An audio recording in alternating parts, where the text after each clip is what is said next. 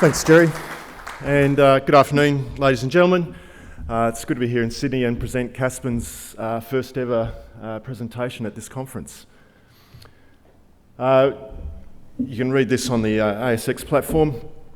So 2020 was a big year for Caspin, ultimately resulting in our listing in November of last year, as Jerry mentioned. Two key projects, Yarawindah Brook Project, which I'm going to devote most of the talk to today on, and a Mount Squires gold project out in the West Musgrave region. Two very different geographical regions, as you can see, which is a nice balance for our company. We also have a contingent payment to any further sale on the West Musgrave project, certain conditions, which is sort of like our third asset. Well-supported company. We had a great IPO, raised $8 million. Interestingly, Chalice Gold Mines, who I'll talk a bit about in this presentation, came in and supported that float. And we also have some other interesting shareholders on our register with a bit of a Asian flavour.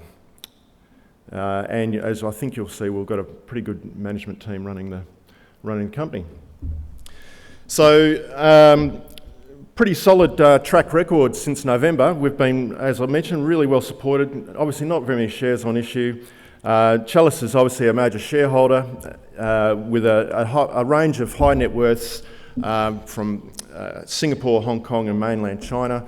In your own time, have a look at who Tinci are. They're a Shanghai listed $6 billion US company.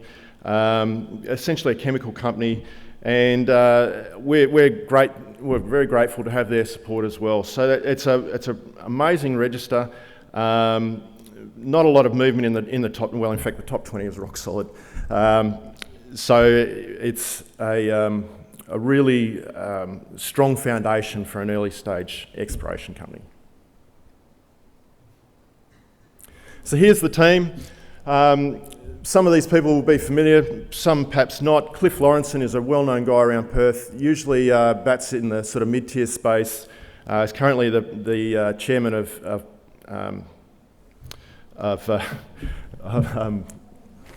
Paladin. Thank you. You'd think I'd remember that by now. As well as a range of other companies as well. And so it's been great to work with Cliff, and he provides a wealth of knowledge and support. Myself, I'm an explorationist. I've been in the game for a long time, mostly at the junior end. John Aronsky is probably one of the most well-respected early stage exploration geologists worldwide. It's great to have his knowledge and experience on the board. Justin Tremaine is also probably a well-known guy to some of you. He's had a successful track record with a number of junior companies, and so his experience at this junior end is excellent. And Simone Suin, who has been both in corporate roles and on the tools in mining operations, and also forms a link to some of those Asian investors. So it's a great board and a great management team underneath it.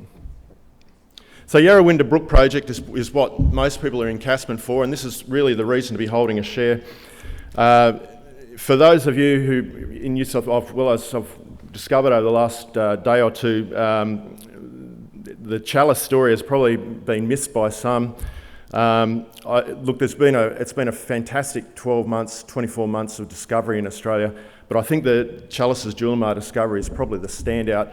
Not only because of its size and quality, but because it's in essentially a new mineral field. And the fact that it's on the doorstep of Perth is just adds extra sort of spice to the story.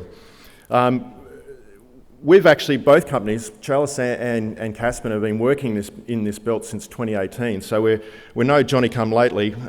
We've actually been steadily working on this project for a number of years, and probably got a bit of a head start on some of the other competitors that have joined the rush, if you like. This is a bit like the Fraser Range after the Nova discovery by Sirius back in 2013. So it's captured everybody's imagination, and for good reason. Now, we've got the benefit of having some historical exploration, and that forms the basis for one of our key targets. But I think what we've also demonstrated is that we're essentially in the same package of rocks that host that Julimar discovery, which is really important. So since listing, we've been very active. We got on the ground almost immediately. We've used a bit of a geophysical targeting approach initially, so we flew airborne EM, generated a wealth of new targets, which obviously you can't do all of them all at once, so we prioritised. XC29 was the target that was our first priority. That's actually a photo of the rig at XC29 a couple of weeks ago. We confirmed that anomaly with ground EM so that we could define a drill target.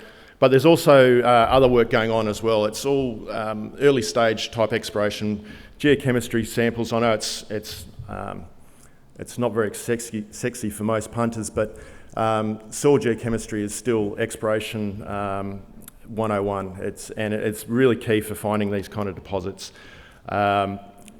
All that information will come out shortly. But in the meantime, we're actually drilling our two most important targets, which is XC29 and Yarabrook Hill. So XC29,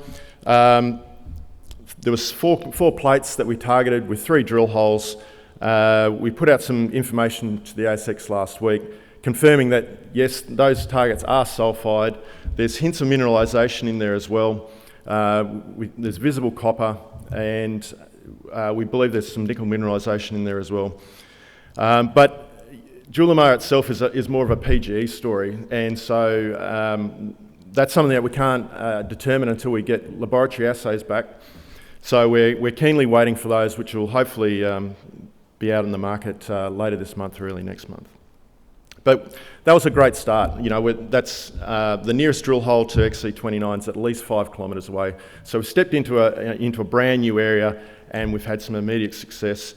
And whilst we're still on a very steep learning curve, trying to understand the geology and what's going on in this area, from what we've seen so far, that's exactly the sort of thing that we'd want to see in our first drilling program. So 3 holes, and every hole hit sulphides. In the meantime, we've now moved the rig to Yarabrook Hill, the second target, and this is where there has been some historical exploration in the past, albeit very limited in its depth extent. So the figure on the right is a collar plan that shows some of that previous exploration, but most of those holes only go to 40 or 50 metres. They were targeting, and this goes back to about the 70s and 80s. Shell minerals actually were explored this back in the day, and they're actually looking for PGEs, and successfully found it in the sort of a cap rock over the top of Yarabrook Hill, over about 2 kilometres. And I guess some of our past exploration has sort of seen that as perhaps a pathfinder anomaly to perhaps nickel and copper mineralisation. But I think what we've been able to do, looking over Chalice's shoulder, if you will, is recognise that actually those PGEs, that actually could be the main game. And so we're really excited about this, and also because a lot of those PGE mineralisation at Julimar is actually hosted by a disseminated style. So disseminated mineralisation really provides a conductor. It doesn't have enough connectivity in the sulphides to conduct. And so some of that EM surveys that we've done in the past probably aren't really appropriate for exploring for a Julimar style deposit. So it's back to geology 101. And so we've been able to take what legacy data we've got. Unfortunately, that legacy data is a little bit compromised. There's been some exploration programs that have been for PGEs, with no nickel or copper assays. There's been some programs for nickel and copper with no PGE assays, which is sadly probably the more relevant drilling programs. So we're kind of starting from scratch, but we've got this hint that we're in the right type of system that could be the next Julimar, and that's what's really exciting for us. So there's only a handful of holes that have drilled deeper. I've put one of those holes up there on the section. That's hole DNN7. That's the only hole beneath the weathering zone that actually has PGE assays. And we find that really exciting because we think that could be proof of concept, that this surface mineralisation that you can sort of see on the left-hand side that's been defined by relatively shallow drilling actually does extend to depth. And I think that's really the opportunity here at Yarabrook Hill. So it's pretty straightforward exploration stuff. If you were to think of this in sort of a gold system, think of the near surface mineralisation as a RAB anomaly or a soil geochem anomaly, and we're drilling underneath it to see what we've got. We are using some of that old drill information to help our targeting, but it's over 2 kilometres of strike. So all we're hoping for out of this program is basically proof of concept. If we can demonstrate that palladium and platinum extends at depth, I think we're a long way towards discovering the next Julimar. And I think that's our advantage amongst all the other competitors in the region. So what are we doing? So we're drilling at Yarabrook Hill now. Hopefully we can see something in the core that looks visually what we would hope, and we can put that out to the market. As I mentioned before, we'll get the drilling results from XC29 back later in about 4 to 6 weeks' time. But these are just the 2 most advanced prospects in our portfolio at the moment. We've actually got a swag of other targets that we're slowly bringing up to speed for drill targeting as well. And I think what we've probably demonstrated at XC29 is that what we call the brassica trend, that length of mafic, ultramafic rocks on the western side there, is actually all potentially prospective. So there are a number of airborne EM conductors on there that we need to confirm with ground EM, but there's also some historical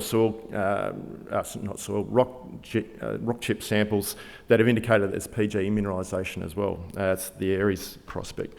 So there's a number of these prospects that we're going to be working up over time as well. So this is just the first in a long exploration program, and then ultimately we'll complete the airborne EM coverage as well. So that's Yarawindah. I mean, and that's really the key to the company's short-term success.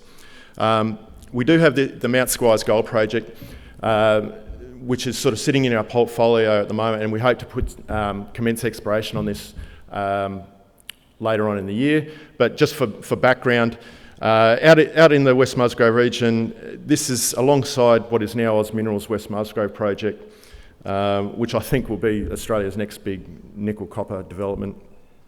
But we're actually more focused on gold, and there's been some previous exploration for gold in the region that shows that it's prospective, and what we've been able to do is demonstrate that there's actually quite a long strike of structural complexity that we think could be hosting gold mineralisation. Now we're obviously on the doorstep of Nebo Babel and the associated prospects at the West Musgrave there, so we still have to keep our mind open to nickel and copper options as well. That's just to give you a bit of a flavour for what the gold mineralisation looks like. It's a little bit different to say what Rob talked about in the goldfields of Western Australia. Hand Pump is the known prospect at the moment. I think this isn't necessarily the best prospect in the area, but it's one where there's no cover. So we're out in the desert, and as you can imagine, there's a lot of sand cover, and it has inhibited past exploration. But what we're really interested in is exploring systematically along this whole 50-kilometre strike trend. And we're coming into the field season now, so we've got a large program of soil geochem and follow-up RAB drilling planned for Mount Squires. So just to wrap up, I think you'll find that Caspin is a well-experienced team. We've got great supporters, and we're in forward-facing commodities everyone talks about. The new Norcia Ni-Cu-PGE district is the talk of the town in Western Australia, if not in Australia itself. We're active. We're drilling now. The results are coming. It's a first step in a long exploration project. And then we're going to add a bit of extra flavour with our Mount Squires project in due course. So Jerry, that's us. I think it's all right. It is more than all right.